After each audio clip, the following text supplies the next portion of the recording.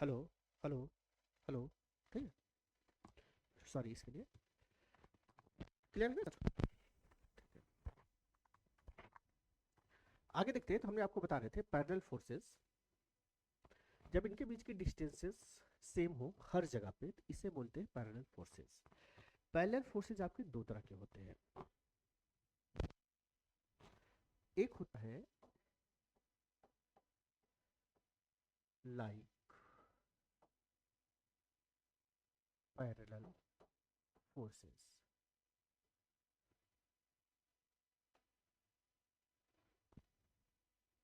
Like parallel forces का मतलब है कि जब इनका डायरेक्शन सेम हो, जब सेम डायरेक्शन में फोर्सेस होते हैं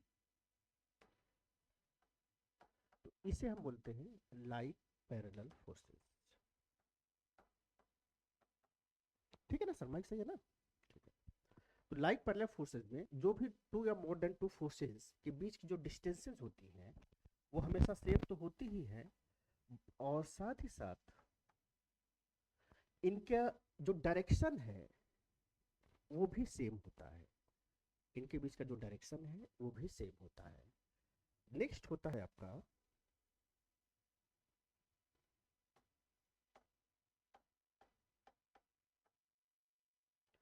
unlike parallel forces. Unlike parallel forces में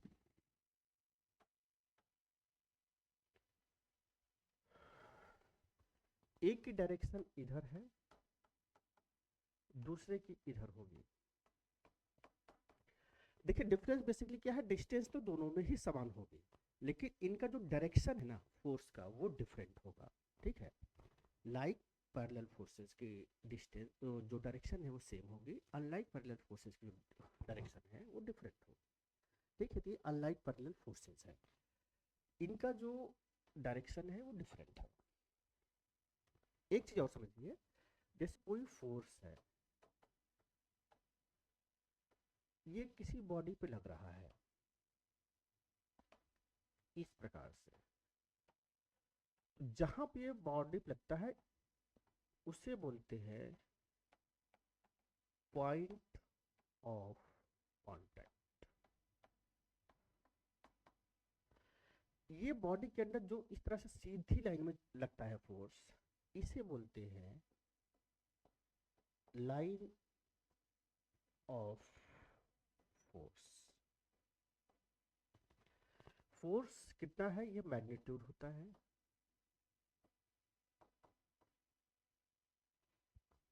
ये लाइन ऑफ फोर्स है, ये पॉइंट ऑफ कांटेक्ट है, ये फोर्स कितनी इसकी वैल्यू है, ये सब कुछ डिपेंड करता है फोर्स के। तो ये लाइन ऑफ फोर्स का मतलब होता है कि किस डायरेक्शन में किस पॉइंट पे फोर्स लगा, तो उसके हर पॉइंट पे फोर्स को आप मान सकते हैं कि फोर्स कार्य कर रहा है। इसी को बोलते हैं principle of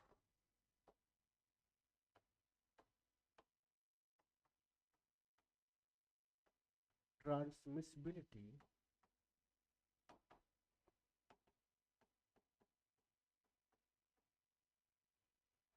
of forces.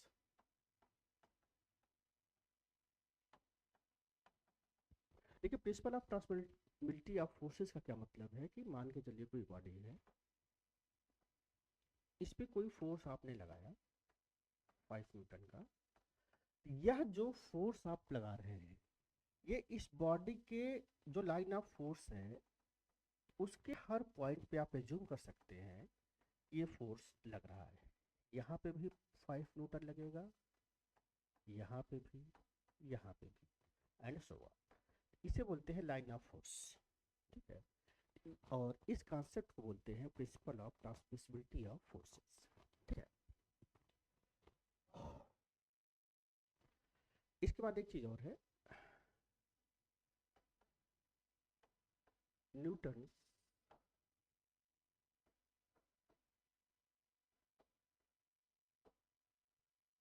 Third law of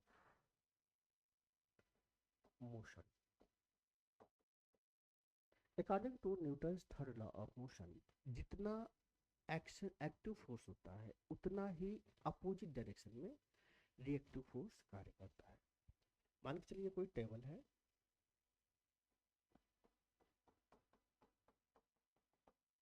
इस पे आपने कोई एक बॉडी रखी है,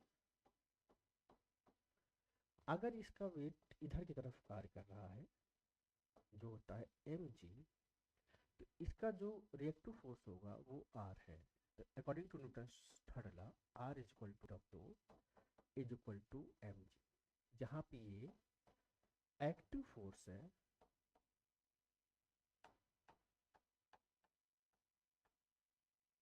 और r आपका रिएक्टिव फोर्स है।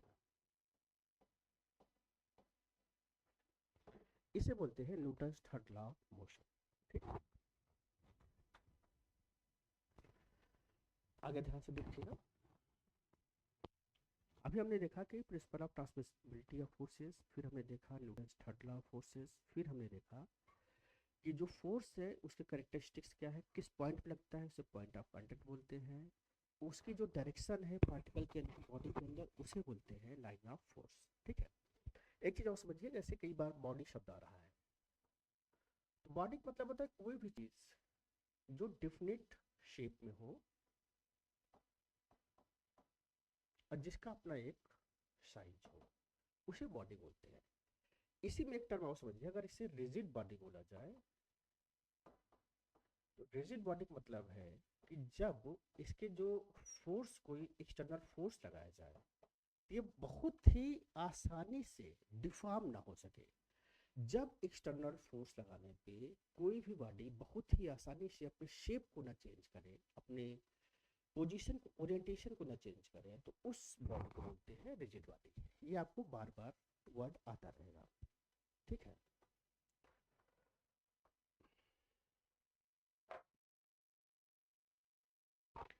एक फोर्स, अभी हम टाइप्स ऑफ फोर्स की बात कर रहे थे, एक फोर्स आपका हो रहा है, जैसे मान के चलिए यही बॉडी है आपकी,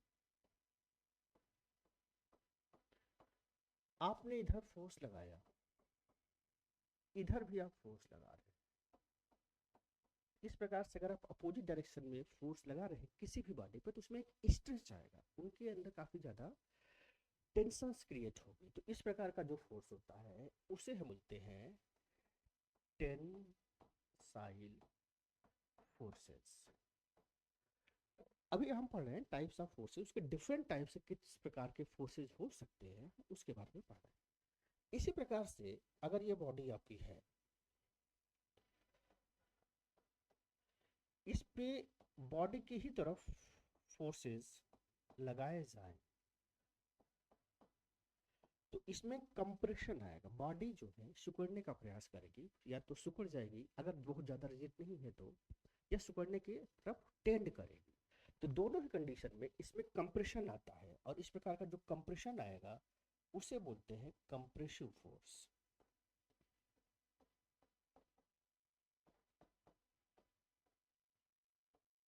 इस प्रकार से फोर्स की एक और टाइप हमने देखा कि tensile forces and compressive forces, ये भी आपका फोर्स का एक टाइप है। ठीक है, अब देखिए जैसे कि मान के चलिए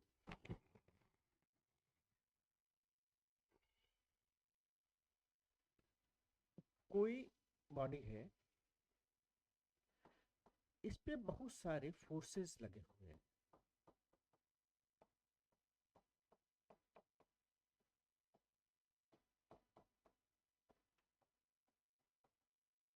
इस प्रकार से। और अगर बॉडी आपकी रेस्ट में है या यूनिफॉर्म कंडीशन में थी और यूनिफॉर्म मोशन में ही चल रही है, तो दोनों ही कंडीशंस में हम बोलते हैं कि बॉडी आपकी इक्विलिब्रियम कंडीशन में है।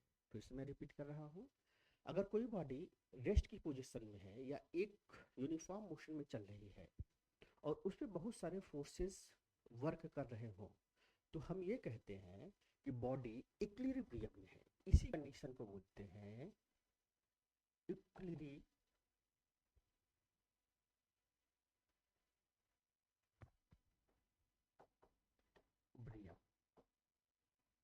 ठीक है, जैसे मान के चलिए ये दो फोर्सेस हैं P1 एंड P2, इनका रिजल्टेंट कुछ ऐसा है। इसको कंट्रोल करने के लिए एक इक्विलिब्रियम फोर्स कार्य करेगा आर डैश, जो कि इसके दोनों के फोर्स को न्यूट्रलाइज कर देता है और बॉडी न्यूट्रल में रहती है। इसके लिए एक लॉ हम लोग पढ़ते हैं, जिसे बोलते हैं law of parallelogram of forces.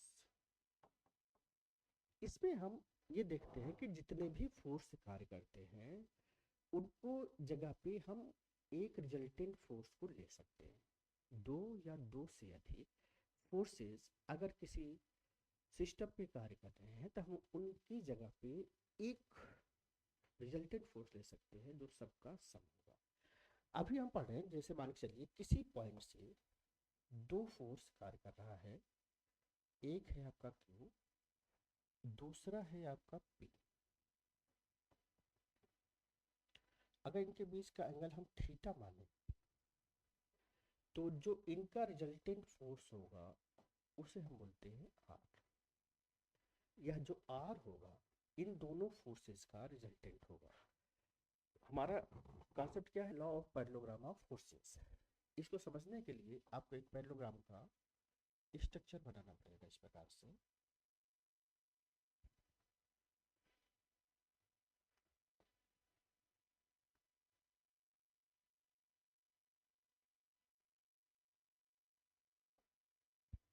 एक बार फिर से करते हैं।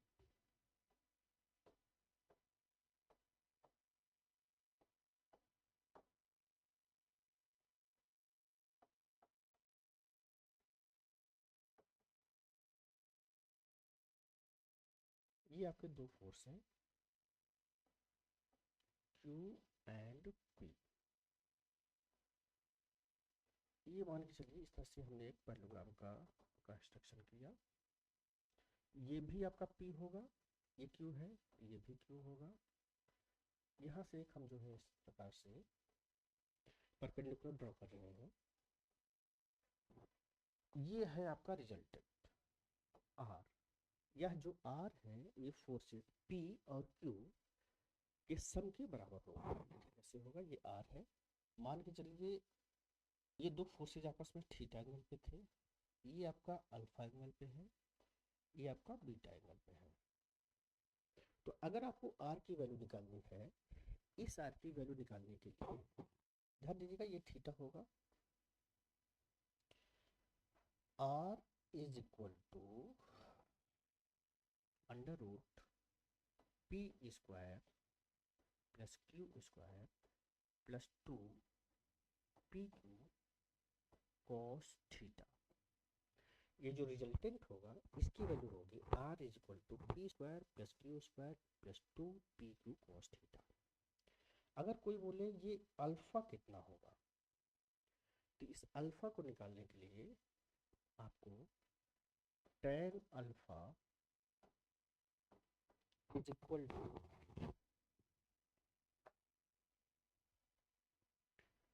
Q sin theta upon P plus Q cos theta. इस प्रकार से जो रिजल्टेंट होगा वो R होगा। थीटा है दो फोर्सेस के बीच की जो दूरी, और अगर ये अल्फा निकालना हो कि कोई फोर्स Q है और P है, इन दोनों के बीच का जो फोर्स एंगल होगा उसकी वैल्यू कुछ इस प्रकार से निकलेगी। मान लीजिए P और रिजल्टेंट के बीच में निकालना है तो आपको निकालना होगा tan beta is equal to P sin theta upon Q plus P cos theta. यही है आपका law of parallelogram of forces. Law of parallelogram of forces में रिजल्टेंट फोर्स निकालने के लिए हम कुछ इस प्रकार का स्ट्रक्चर करते हैं। R is equal to under root of P square plus Q square plus 2 PQ cos theta. Alpha एक फोर्स और रिजल्टेंट के बीच का जो एंगल है Q sin theta upon P plus Q cos theta. Tan beta निकालना है तो tan beta equal to P sine theta upon Q plus P cos theta. इस प्रकार से हम टेन बीटा को भी निकाल सकते हैं। ठीक है, ये आपका काफ़ी इम्पॉर्टेंट लॉ है। ये आपको सीधा भी पूछा सकता है, इसमें सीधे क्वेश्चंस भी आते हैं, दोनों तरह के लिए ये काफ़ी इम्पोर्टेंट है। इसके कुछ हम स्पेशल केसेस करेंगे।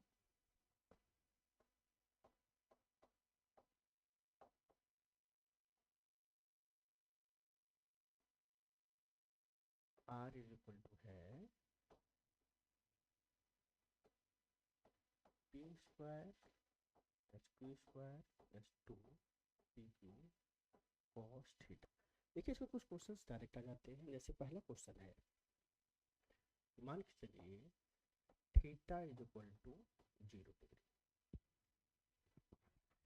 जब इनके बीच का जो एंगल है वो अगर 0 डिग्री है तो आपको पता है cos 0 डिग्री की वैल्यू होती है 1। यहाँ पे जब आप पुट करेंगे r will be equal to P square plus Q square plus 2 P Q आ जाएगा, या इसकी वैल्यू आ जाएगी पी प्लस क्यू का होल स्क्वायर, या r is equal to P plus Q. जब दो फोर्सेस के बीच में एंगल 0 डिग्री हो तो उसमें जो रिजल्टेंट आता है उसकी value P plus Q force के बराबर आती है, और ये वैल्यू आपकी मैक्सिमम होती है। यह वैल्यू आपकी मैक्सिमम होती है। मैक्सिमम रिजल्टेंट आपको मिलेगा जब दो फोर्सेस के बीच का जो एंगल है वो आपका 0 डिग्री हो, तो आपको मैक्सिमम वैल्यू मिलेगा।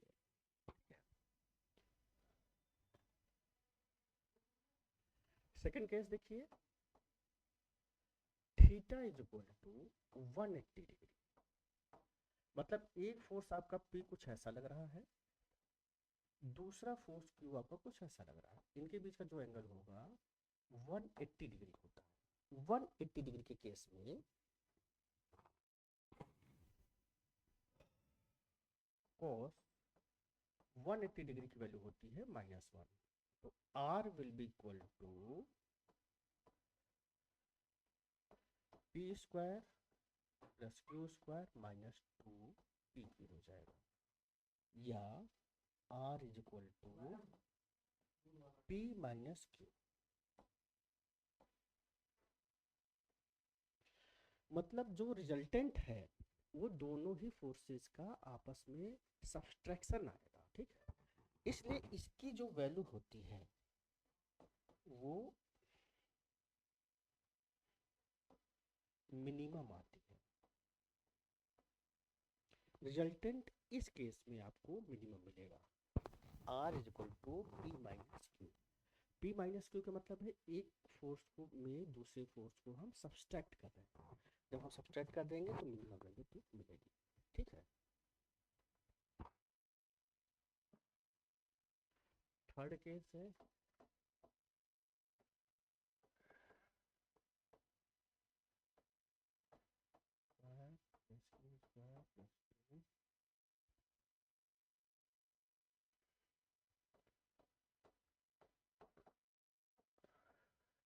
Q2 cos theta. Theta is equal to 90 degree.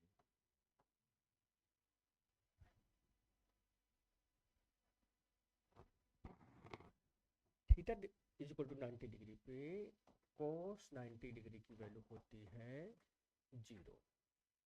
तो R इस केस में आपका आएगा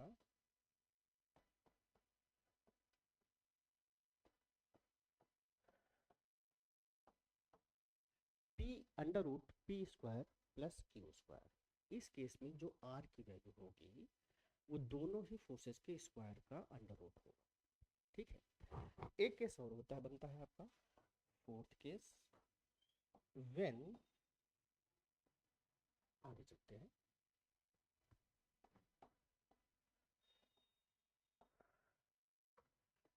P is equal to Q। इस केस में देखिए R विल बी, इस केस में जो रिजल्टेंट होगा वो कैसे निकालेंगे उसको ध्यान से देखिए।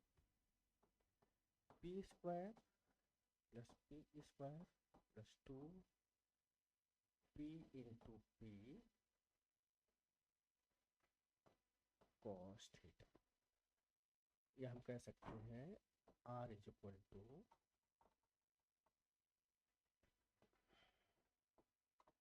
2P square plus 2P square cos theta. इस केस में जो R की वैल्यू है वो कुछ ऐसा हो जाएगा।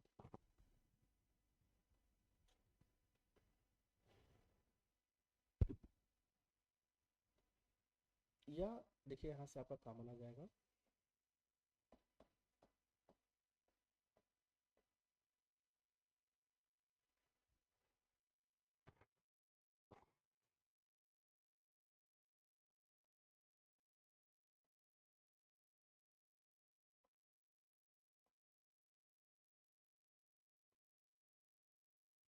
R is equal to P under root 2 plus 2 cos theta. इस केस में जो अल्फा आएगा, इस केस में जो अल्फा होता है वो थीटा बाई 2 के बराबर होता है। तो देखिए कुछ केसेस थे जिसमें कि आपके डायरेक्ट क्वेश्चन आ सकते हैं, तो ये हमने types of law of parallelogram के टाइप्स हमने आपको बताया।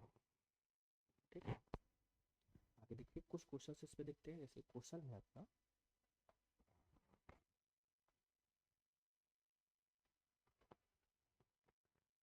Two forces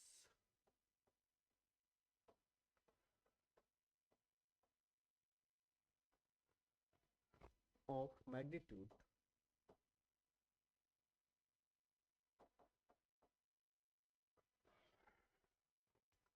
40 Newton and 30 Newton are acting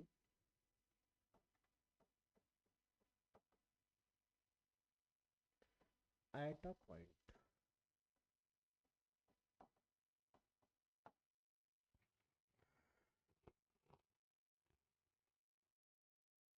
calculate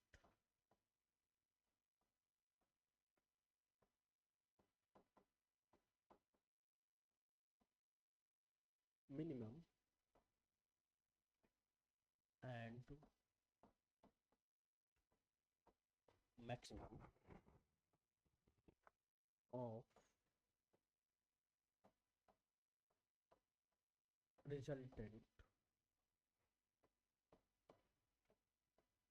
forces। दो फोर्सेस है, एक है P जिसकी वैल्यू है 40, एक फोर्स है Q जिसकी वैल्यू है 30 न्यूटन। आपको मैक्सिमम रिजल्टेंट निकालना है एंड मिनिमम। तो जैसे कि अभी आपको हमने केसेस कराए थे, for maximum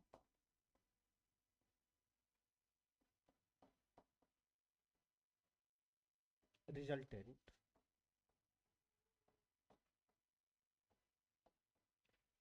R will be equal to P plus Q। R की वैल्यू यहाँ पे है 40, Q की वैल्यू है 30 इज इक्वल टू 70 न्यूटन। आगे आते हैं, मिनिमम के लिए हमने सेकंड केस किया था, यानी वो एक दूसरे से 180 डिग्री का एंगल रखते होंगे। For minimum resultant R will be equal to P minus Q,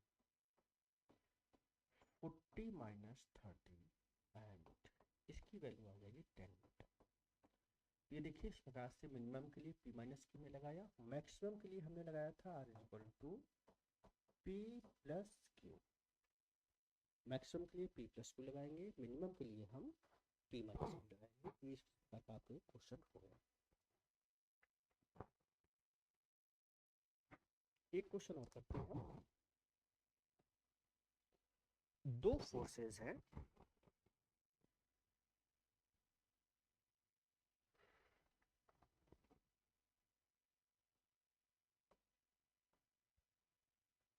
P ये है 20 न्यूटन का, एक है Q ये है थीटा, Q है आपका 10 न्यूटन।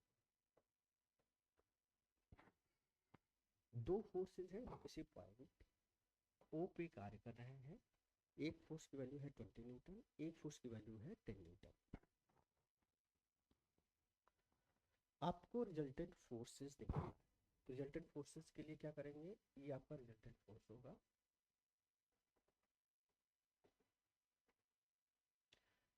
इनके बीच की अल्फा होगा, ठीक है। तो आर विल बी, ये थीटा की वैल्यू गिवन है,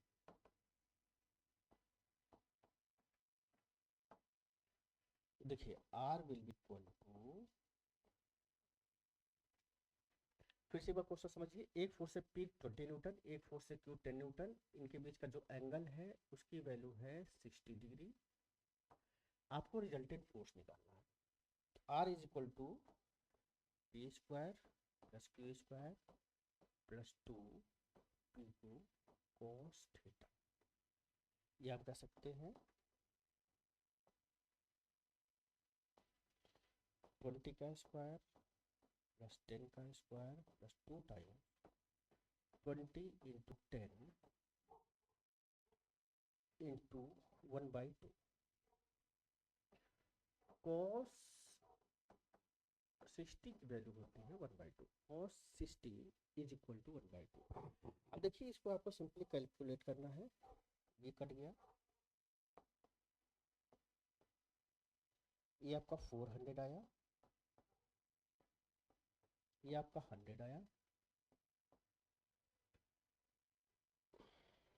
ये आपका 200।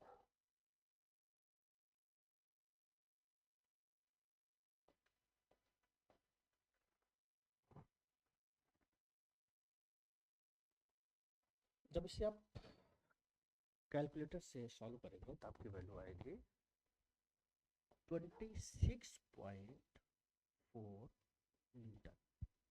कई बार बच्चे क्वेश्चन पूछते हैं कि सर इसमें क्वेश्चन में एंगल किससे लेंगे, मान के चलिए दो फोर्सेज है, एक P और एक Q, आप किसी से भी ले लीजिए, आप वहां पे लिख सकते हैं कि हमने जो P लिया है वो R के साथ लिया है, तो एंगल आपका ये बनता है। अगर आपको एंगल निकालना है की बात है, आप कहीं पे भी ले सकते हैं, आप Q के साथ लेते हैं आप tan बीटा निकालिए, ठीक है। जैसे इस केस में अगर tan अल्फा निकालना हो,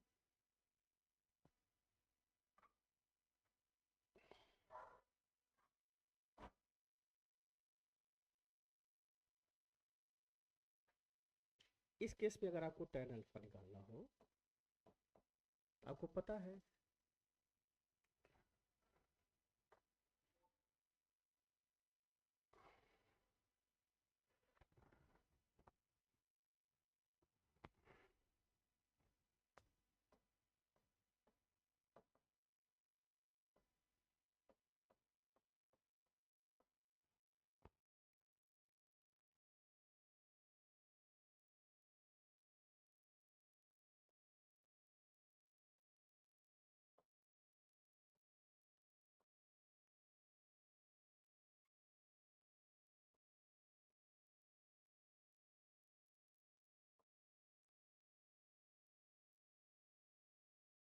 इसे जब आप सॉल्व करेंगे तो 10 into √3/2 upon 20 plus 10 into 1/2, overall alpha की वैल्यू आएगी, ये आप कैलकुलेटर से करेंगे, जब कैलकुलेटर से करेंगे तो अल्फा की वैल्यू आएगी 19.1 डिग्री। इसमें आप कोई भी फोर्स को रिजल्टेंट से ले सकते हैं, आपको वहां दिखा देना है कि let P with R alpha, या Q निकालना है तो Q with R angle is beta, इसमें कोई डाउट नहीं। आई होप आपको ये क्वेश्चन समझ में आ गया होगा। अगला देखते हैं।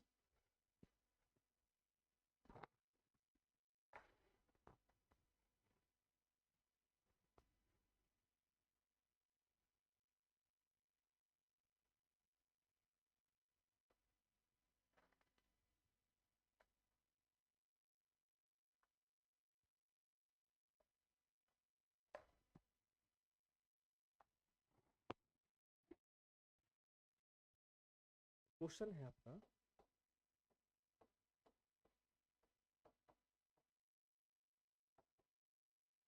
Determine the angle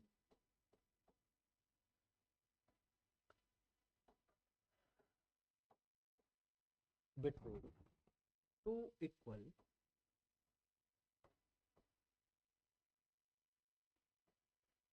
concurrent forces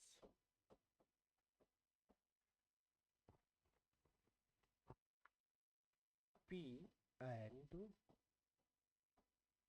P.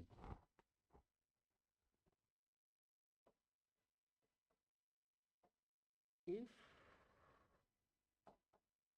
magnitude of resultant is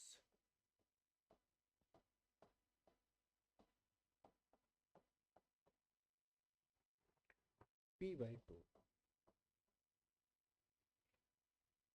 आपको एंगल निकालना है दो फोर्सेस के बीच में जो कि कॉन्करेंट है, मतलब एक ही पॉइंट से निकल रहे हैं, और उनकी वैल्यूज है P एंड P, और उनका मैग्नीट्यूड जो रिजल्टेंट का है P/2 है। इस केस में हम फॉर्मूला लगाएंगे R is equal to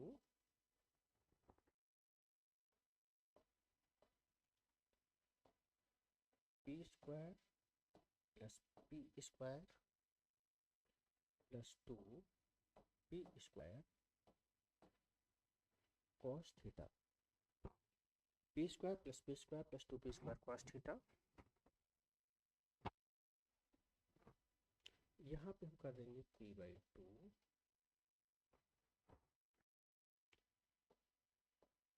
whole square, under root हम हटा रहे हैं, P स्क्वायर आपका हो गया 2P square plus 2P square cos theta. ठीक है, ये आपका क्वेश्चन है, आप एक बार खुद से ट्राई करें, उसके बाद देखिए इसकी वैल्यू क्या आएगी।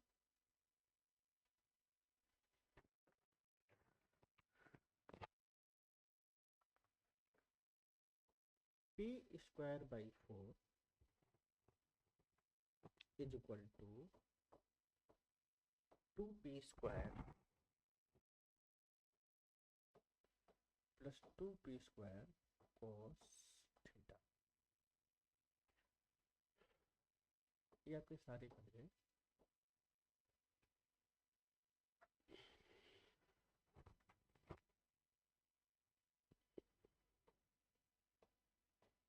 कॉस थीटा यहाँ से आपका आएगा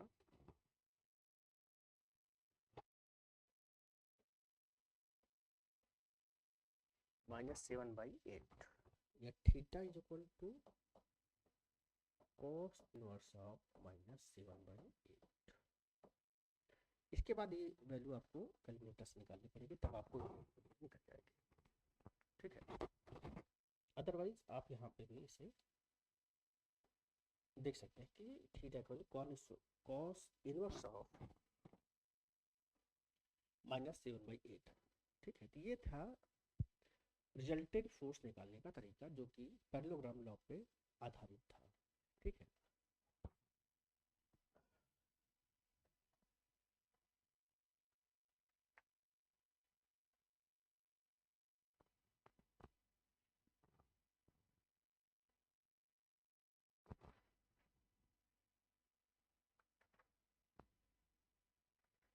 एक क्वेश्चन और करते हैं इसी पे। क्वेश्चन आपका है, टू फोर्सेस है, the resultant of two forces with they act at an angle of 60 degree is 40 newton, यानी 40 is equal to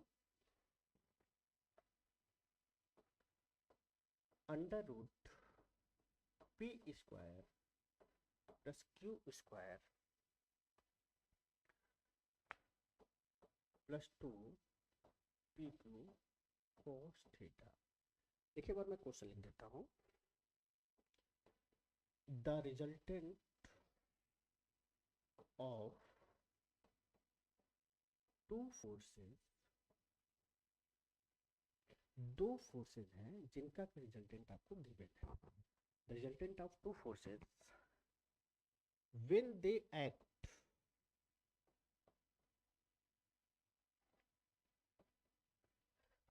they act at an angle of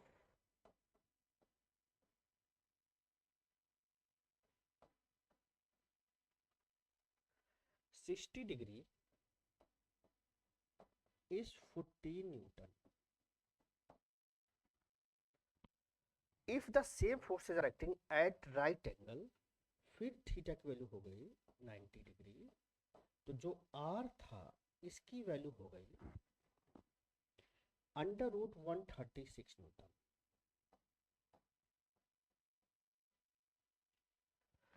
आपको दो फोर्सेस की वैल्यू निकालनी है. फोर्सेस है P एंड Q जिनके resultant की value जो 60 डिग्री पे है और उनकी वैल्यू है 14 न्यूटन.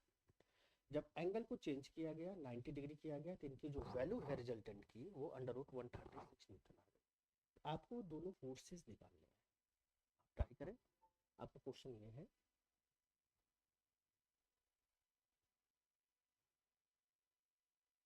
तो फर्स्ट केस में जब इनके बीच का एंगल 60 डिग्री था, इस केस में देखिए आपका कुछ बनेगा. आपको पता है cos 60 इज इक्वल टू 1/2 होता है. यहां से देखिए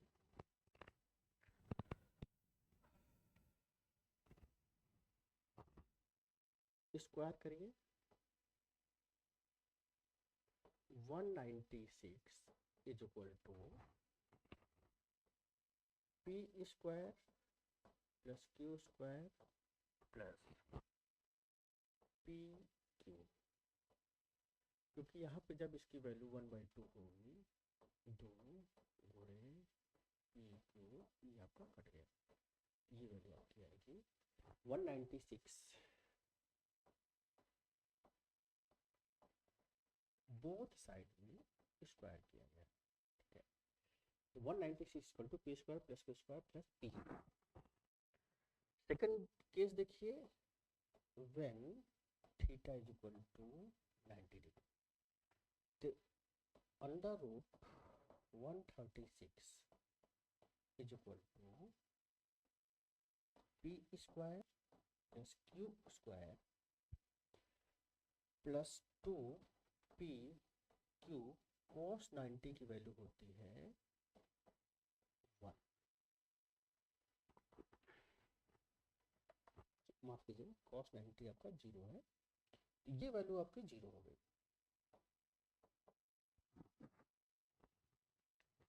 यहाँ से स्क्वायर करने पे ऑन स्क्वायरिंग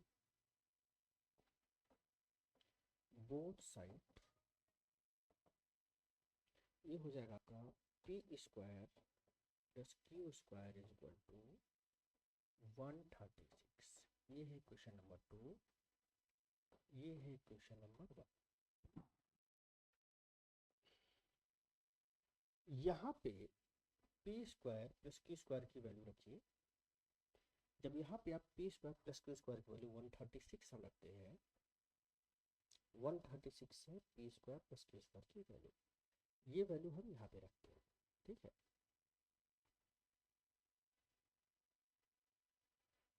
ये हो जाएगा आपका 196 136 प्लस PQ, या PQ will be equal to 196 minus 136. 6 से आपका 0, 9 में 3 गया 6, 60. PQ की वैल्यू आ जाती है आपकी 60. ठीक है, अब आप लगाइए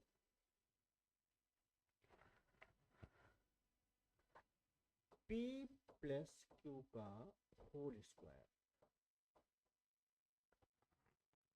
ये है आपका P square plus Q square plus 2PQ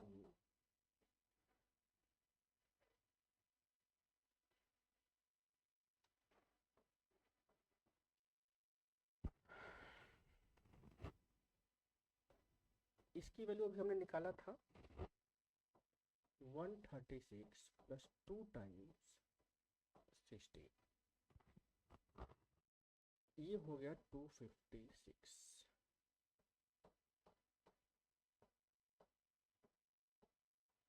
तो P प्लस क्यू आपका आ जाएगा 16 अंडर रूट 256 की वैल्यू होती है 16 P प्लस क्यू की वैल्यू आ गई आपकी 16। इसी तरह से अगर हम यहाँ पे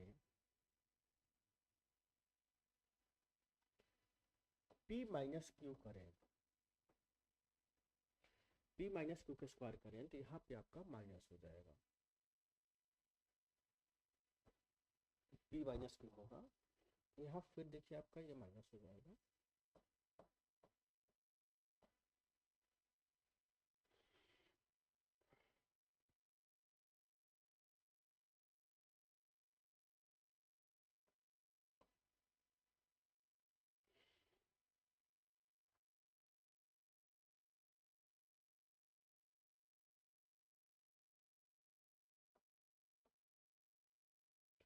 और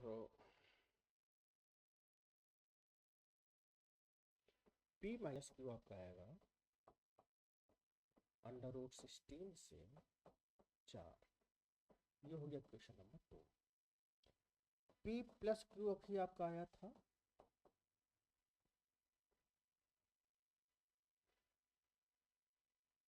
16, इनको आप काटिए 2P is equal to 20, P will be equal to 20 upon 2 and Q will be equal to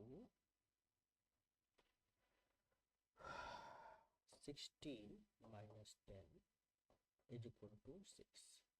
इस प्रकार से आपका P और Q का वैल्यू आ जाता है। यूनिट लगाना आपके लिए मस्ट है। तो Q की वैल्यू होगी 6n एंड P की वैल्यू होगी 10n। इस प्रकार के क्वेश्चन आपको एग्जाम में मिल सके काफ़ी ज़्यादा, ठीक है। तो ये था आपका law of parallelogram of forces. हमने आपको बताया दो फोर्सेस अगर हैं, क्योंकि अभी आपके सिलेबस में 2 ही फोर्स का है, उनका कैसे रिजल्टेंट निकालते हैं, उनके बीच का एंगल कैसे निकालते हैं, रिजल्टेंट के साथ फोर्स का एंगल कैसे निकालते हैं, किसी भी फोर्स का रिजल्टेंट के साथ, या डिफरेंट टाइप के जो क्वेश्चन हैं वो मैंने आपको बताया। ठीक है सर, देखिए कितना टाइम है, ठीक है। एक चीज़ और लास्ट में आपको बताते हैं, इसके बाद नेक्स्ट क्लास में आपको हम बताएंगे।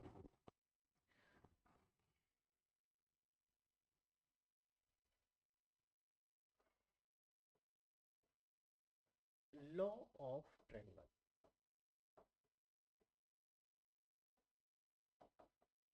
लॉ ऑफ ट्रायंगल कहता है कि अगर एक पॉइंट पे 3 फोर्सेस कार्य करें,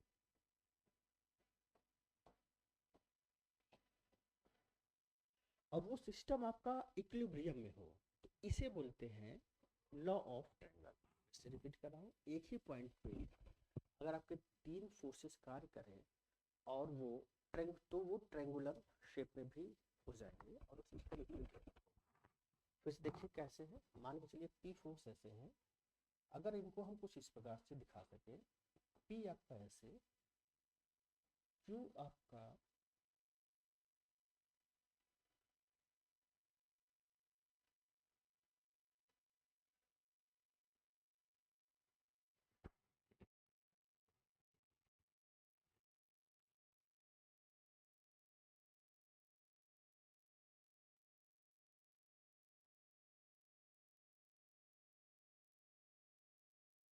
एक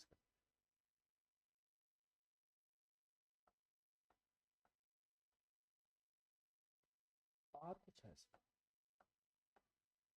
ये सिस्टम जो है आपका इक्विलिब्रियम में होगा अगर 3 फोर्सेस को ट्रायंगल की 3 साइड की तरह से दिखा सके और वो सिस्टम आपका इक्विलिब्रियम में है, तो इस प्रकार का जो सिस्टम होगा उसमें जो टोटल फोर्सेस लगेंगे उनकी वैल्यू 0 होगी। इस पे क्वेश्चन हम नेक्स्ट क्लास में देखेंगे। Thank you very much.